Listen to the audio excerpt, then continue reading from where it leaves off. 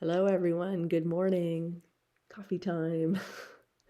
Welcome to the classroom. So many new faces, old friends. I think we're going to have another grand session.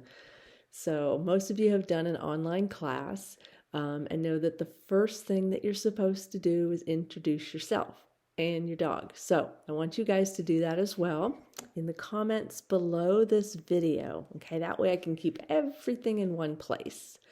And speaking of one place, the course is divided up into guides in this Facebook group. So each week, all the relevant material that I post and the recordings of the Zoom calls are going to be put in each guide. Now you're going to notice that there's a guide 0, and that's where the introduction video is going to go, and also your warm-up homework. So we're going to start, you get 4 weeks, but actually get almost 5 because you get a warm-up week too. So you know me. Um, so that's where that information is all going to be posted as well. Gosh, what are we gonna, what else?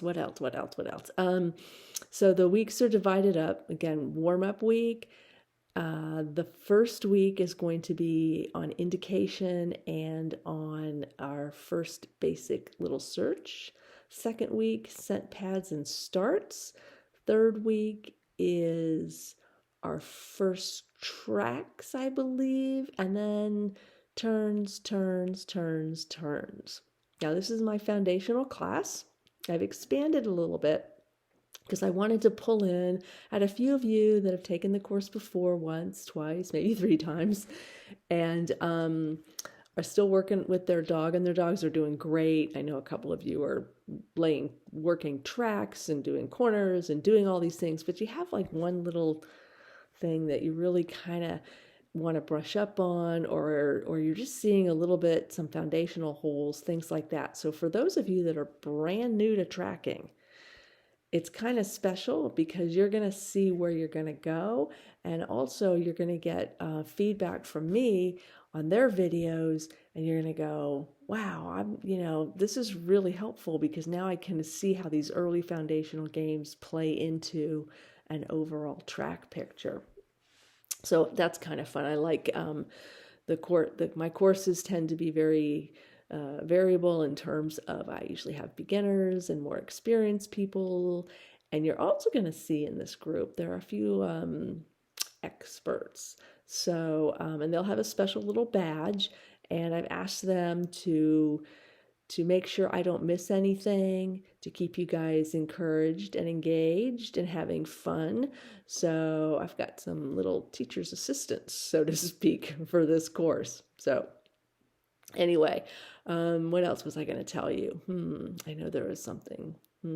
Oh, what are you going to need? What are you going to need for the course? You're going to need your dog. You're going to need lots of cookies. We're going to be playing with a variety of articles. For this first week warm-up, you're going to need a lid. Let me get one. Wait a minute. I'm reaching behind here. So, a lid. A really white, big, it should have a lip on it, but a lid, okay? And this is for, I just played this morning with Tolly. He used this lid. I will play with these sometimes with Millie because they're a little smaller. But that's what we're going to be starting. This is what I consider our training article. Now we're going to be getting rid of it pretty soon. It's white, it's visible, and you think it doesn't really make a lot of sense. Well, it does, because we're going to be practicing our mechanics, our rate of reinforcement, our placement of that reinforcement, and it just comes in handy, and we're building article value. So when we start to downsize, we're going to be going down to smaller articles. Safety considerations are always important, however. And those of you that already have an article indication, and maybe you're using socks, maybe you're using something large, humble me a little bit. Go with this and then go smaller. So if you're already down to something small, this week's warm-up, you can maybe go a little smaller. I'll talk about all that in another special video just on this week's warm-up. The other thing that you can use for this week, if you like, is a clicker. I'm going to make the click sound. You can use that if you like, and I do in the video, the demo video, I do show you how I use it with Millie on occasion. Harness. You can use a harness if you like. You can use your collar if you like, and just run a line. When we get to that section, not right away, you won't need any of that, trust me. Unless you're out and about, then of course for safety, you should have your dog on a line. But you don't need anything special equipment-wise. I did all of my foundation stuff with Millie, who's a working Cocker Spaniel. Now, she was a puppy then, granted. I used paracord and just let it drag from her collar because she was too small to even fit into a harness. So she wore a cat collar for a long time. She was so tiny. So you don't need a lot of special equipment. Time-wise, you don't even really need for a lot of these foundational games. I'm going to ask you, when you post your videos and your questions in the group, when you post a video, if you can, try to do a tag on it. Like, for example, if you think I've missed it, tag me for sure, because there are 20 plus people in this group. I couldn't say no to my old friends, so I added a few more. So if you think I've missed it, go ahead and tag me. But what I mean by a tag, a hashtag, so like hashtag game 1 or hashtag, I have these great names for my games, right? Game 7, game 6.